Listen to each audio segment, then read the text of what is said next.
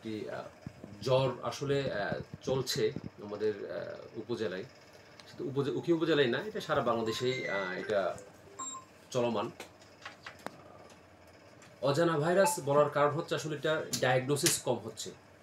এটা একটা কারণ যে আসলে আমরা যখন একটা রোগ ধরতে গেলে আমাদের কিছু পরীক্ষা নিরীক্ষা করতে হয়, করার পরে রোগটা যখন শনাক্ত হয় তখন আমরা বলি যে যেমন টাইফয়েড বলেন, ডেঙ্গু বলেন, চিকনগুনিয়া বলেন, বিভিন্ন ধরনের রোগ আমরা ডায়াগনোসিস করতে পারি। তবে এই ভাইরাসটা অজানা বলার কারণ এটা কোনো কিছুর মাধ্যমেই সেটা ডায়াগনোসিস করা যাচ্ছে না টেস্টের মাধ্যমেও। তবে এটার যে সাইন সিমটম এটা হচ্ছে ডেঙ্গু এবং চিকনগুনিয়া আমরা যেটা বলি, এটা মশাবাহিত রোগ। এবং বিশেষ করে বর্ষাকালে যখন বৃষ্টি হয় এই রোগটা বেড়ে যায়, মশাবাহিত রোগগুলো বেড়ে যায়। এবং এইটার মাত্রাটা আমরা তাহলে প্রতি বছরই এখানে কিন্তু ডেঙ্গু চিকনগুনিয়া পেশেন্ট আমরা পাই, কিন্তু এই বছর এই মাত্রাটা অনেক বেশি, অনেক বেশি এই সেন্স যে প্রতিবার আমরা যে পেশেন্টগুলো পাই এটা গ্র্যাজুয়ালি পরের বছর আরও বাড়ে, তারপরের বছর আরও বাড়ে, এইভাবে কন্টিনিউয়াস কিন্তু বাড়তে আছে। এবং এই জ্বরের তীব্রতা কিন্তু মারাত্মক হচ্ছে। যেমন আমরা বলি ডেঙ্গু চিকনগুনিয়ায় ভাইরাস, এগুলো কিন্তু এক ধরনের virus, dengue virus, chikungunya virus. এই ভাইরাসে আমাদের বিভিন্ন জয়েন্ট পেইন হয়, বিভিন্ন গিরা ব্যথা যেটা আমরা বলি, মাসেল পেইন হয়, হাড্ডিতে ব্যথা হয়। তো এই ব্যথাগুলো আগে যেরকম ছিল এই বছরে কিন্তু এটা অতিরিক্ত ব্যথা, মাত্রাতিরিক্ত বলে আমরা যেটা বলি, যে পেশেন্টরা যখন আমাদের কাছে আসছে অস্থিরতা, কান্নাকাটি করতে হতে আসলে স্যার পারতেছি না, হাঁটতে পারতেছি না, ধরে নিয়ে আসতে হচ্ছে। এবং তাকে ধরবে ওই একটু নড়াচড়া করলেই তার ব্যথাটা অনেক বেশি হচ্ছে। তো এইটা হওয়ার কারণ হচ্ছে আমাদের যে জিওগ্রাফিক্যাল চেঞ্জগুলো হচ্ছে, আমাদের পরিবেশগত যে পরিবর্তন, আসলে এটার জন্য আমরা নিজেরাই দায়ী। এই পরিবেশগত পরিবর্তনের কারণে এই অসুখগুলা মাত্রাটা আরও বেড়ে যাচ্ছে দিন দিন। আসলে এটা প্রিভেন্ট করা পসিবল, কেমনি পসিবল, যে আমাদের সবাইকে সচেতন হতে হবে। আমরা যে বলি যে ঘুমানোর সময় মশারি টাঙানো, তারপর মশার বিভিন্ন রিপ্লেন্ট পাওয়া যায়, কয়েল বলি আমরা, বা বিভিন্ন মসকুইটো রিপ্লেন্ট আছে বাজারে পাওয়া যায়, এগুলো ইউজ করতে বলি যে মশা যাতে কামড় থেকে আমরা বেঁচে থাকতে পারি। আপনি খেয়াল করে দেখবেন উখিয়াতে কিন্তু এই রোগের প্রাদুর্ভাব কিন্তু অনেক কম ছিল আগে। বিশেষ করে আমাদের আমরা জানি যে আমাদের রোহিঙ্গার একটা বিশাল জনগোষ্ঠী আমাদের এখানে রয়েছেন। এবং এই বিশাল জনগোষ্ঠী, আমি যদি বলি যে আমাদের হোস্ট কমিউনিটি আছে 2,60,000-এর মতো উখিয়া উপজেলায় আর কি, মানে আমরা লোকাল যারা। রোহিঙ্গা তো জানেন আপনারা প্রায় 15 লাখের বেশি মনে হয়, আমার মনে হয়, 15 লাখেরও বেশি, এবং প্রতি বছরে অনেক বাড়ছে। তো এত ছোট একটা জায়গায় এতগুলো মানুষের যে অ্যাকোমোডেশন, যে কারণে ওনাদের যে এনভায়রনমেন্ট, পানি জমে থাকা, ময়লা আবর্জনা জমে থাকা, এগুলোর কারণে কিন্তু এই রোগগুলোর প্রাদুর্ভাব দিন দিন বেড়েই চলেছে। তো আমাদের আসলে এখান থেকে বাঁচতে হলে যে আমাদের চারপাশ এটা ক্লিন রাখার কোনো বিকল্প নাই, এটা পরিষ্কার রাখতেই হবে। বিশেষ করে এখানে আর রোগীরা আসলে প্রথম যখন ধরেন বাসায় আছে, হঠাৎ করে জ্বরটা উঠলো, এবং জ্বরটা যখন উঠে একদম 103, 4, 5 এরকম উঠে যাচ্ছে, সবাই অস্থির হয়ে যায় এবং তারা কি করে তাদের নিকটস্থ ফার্মেসিতে চলে যায় যে একটু ওষুধ দেওয়ার জন্য। যখন ফার্মেসিতে বলা হচ্ছে, ওরা কি করছে, অ্যান্টিবায়োটিক দিয়ে দিচ্ছে, এবং বললাম প্রচণ্ড ব্যথা, একটা ব্যথার ওষুধ দিয়েছে, পেইন কিলার, যেটা রোগীর জন্য মারাত্মক ক্ষতিকর।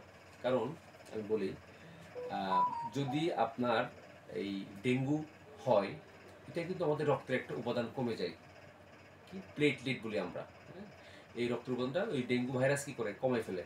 যদি আপনি কোনো পেইন কিলার খান, এনএসআইডি, এই যে বাজারে যেমন রোলাক পাওয়া যায় বলেন, বা নেপ্রোসিন পাওয়া যায়, রিউমাকেপ্যাসার পাওয়া যায়, যে কোনো ধরনের আপনার ব্যথার ওষুধগুলো, এই ওষুধগুলো আপনার এই প্লেটলেটটাকে আরও কমায় ফেলে, রোগীর জন্য ক্ষতিকর। প্লেটলেট কমে গেলে কিন্তু আমরা বলি অনেক কমে গেলে তখন হেমোরেজিক একটা সিমটম তৈরি হয়, সাইন তৈরি হয়, যেটা হচ্ছে আপনার পেশেন্টের যে অরিফিসগুলো আছে, নাকের ছিদ্র বলেন, মুখ দিয়ে বলেন, প্রস্রাবের রাস্তা, পায়খানা রাস্তায় ব্লাড যেতে পারে। এটা কিন্তু অনেক কমপ্লিকেটেড একটা কন্ডিশনে হয়, একদম পেশেন্ট যখন অনেক বেশি কমে যায় প্লেটলেট। আচ্ছা, এটার থেকে মারাত্মক আরেকটা জিনিস হচ্ছে এই ভাইরাসটা আমাদের শরীর থেকে পানি বের করে ফেলে।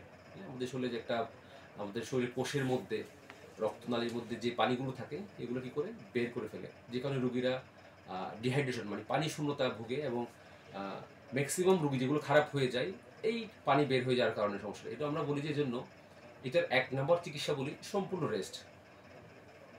এই রোগের 3 থেকে 8 নম্বর দিন, জ্বরের 3 নম্বর দিন থেকে 8 নম্বর দিন এই টাইপের ক্রিটিক্যাল সময়, এবং এই সময়ে রোগীকে অবশ্যই বিশ্রামে থাকতে হবে, ব্লাড প্রেশার মাপতে হবে, রক্ত ক্রিয়া করতে হবে। অন্য একজনের কামড়ায় তার হতে পারে, এটা মশার মাধ্যমে ছড়ায় আর কি। আমরা ছোঁয়াচে বলতে আমরা একজনের কাছ থেকে আরেকজনের মাধ্যমে যেটা ছড়াই, হাঁচি কাশির মাধ্যমে, ধরার মাধ্যমে, এটা আমরা ছোঁয়াচে বলি। এটা হচ্ছে মশা যদি কামড়ায় যদি অন্যজনের কামড়ায় হতে পারে। আমাদের ওকিয়ার কিছু রোগ আছে যেখানে আমরা একসাথে যখন অনেক মানুষ আমরা একসাথে একই জায়গায় থাকি এই ওষুধগুলো বেশি হয়, বিশেষ করে স্ক্যাবিস, টিনিয়াসিস, হ্যাঁ, যেটা আমরা দাউদ বলি বাংলায়, খোসপাচরা, এগুলো বেশি হচ্ছে। কারণ ওই যে আমরা যেটা বললাম ক্যাম্পের মধ্যে অনেক মানুষ একসাথে আছে, ক্যাম্পে আমাদের হোস্টেল অনেক মানুষ জব করে, চাকরি করে, অনেক মানুষ কাজ করে, দেখবি ওদের মাধ্যমে ওই রোগগুলো আমাদের হোস্টেলে ছড়ায় যাচ্ছে।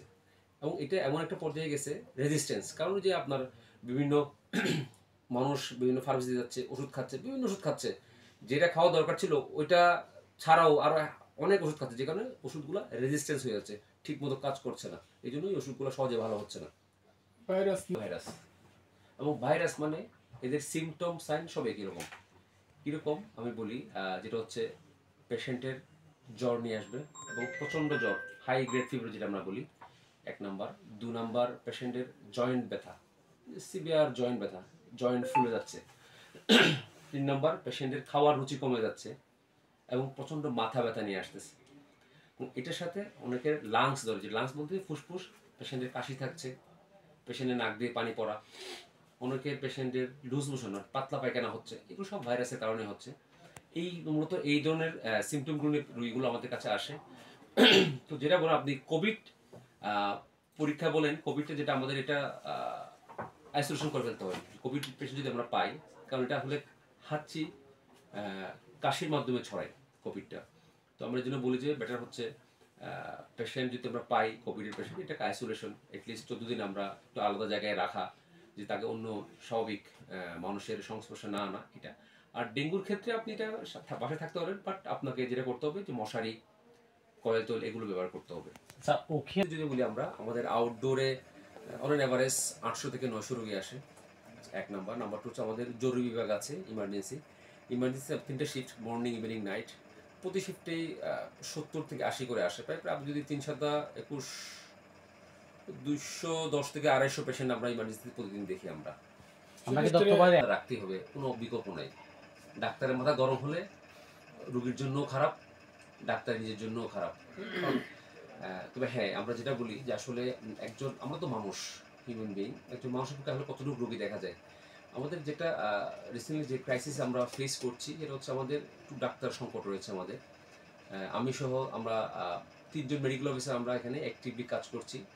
একজন মেডিকেল অফিসার আমাদের ম্যাটারনিটি লিভে আছেন, আরেকজন মেডিকেল অফিসার আমাদের তার প্রেগনেন্সি জনিত জটিলতার কারণে উনি ছুটিতে আছেন।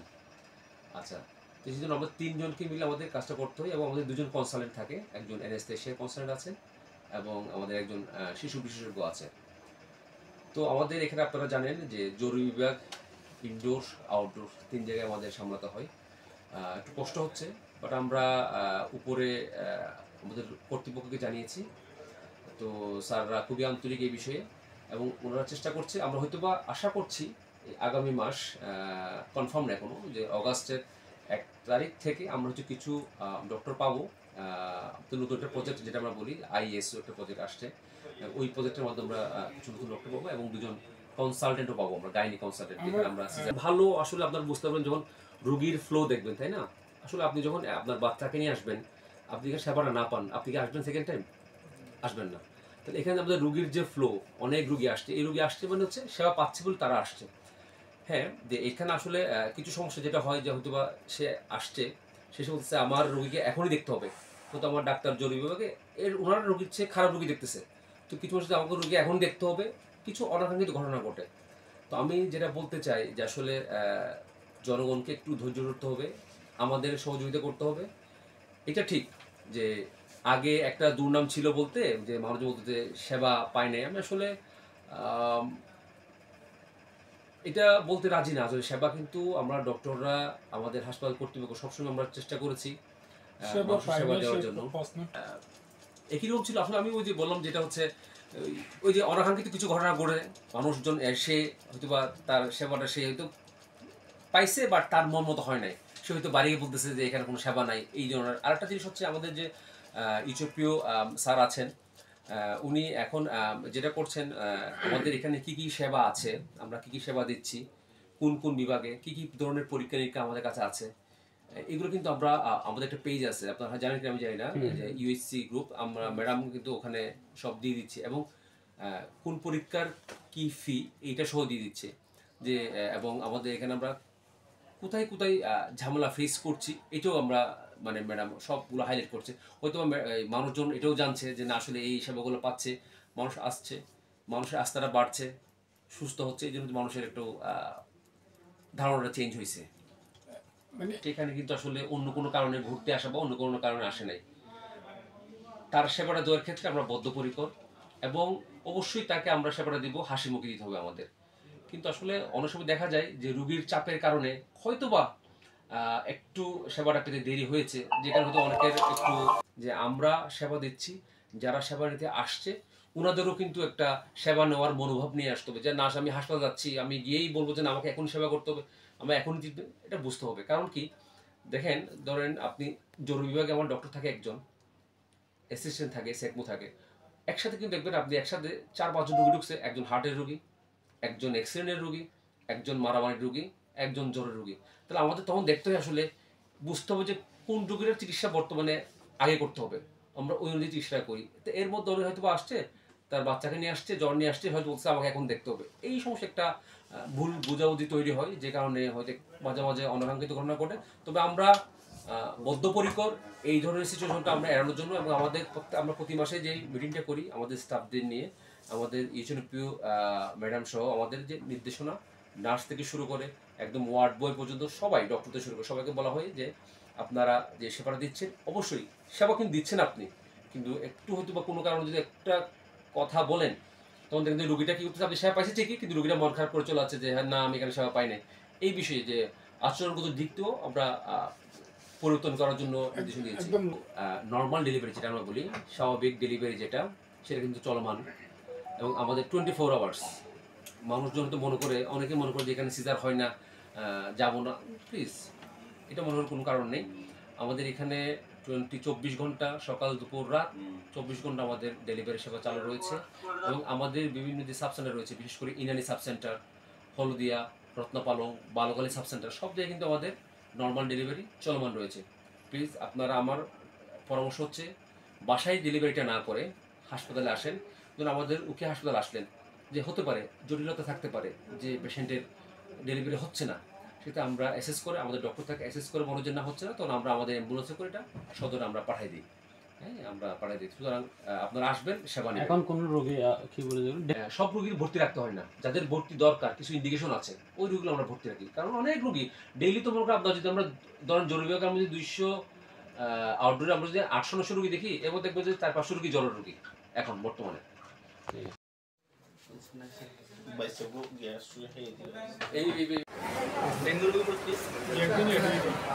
মশারি যেমন দেখি কোনটা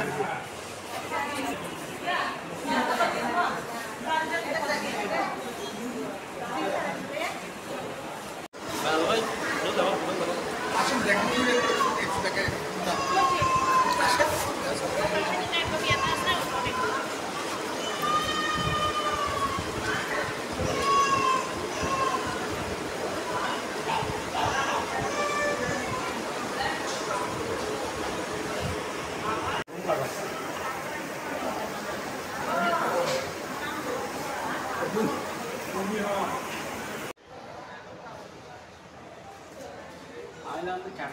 ঠান্ডা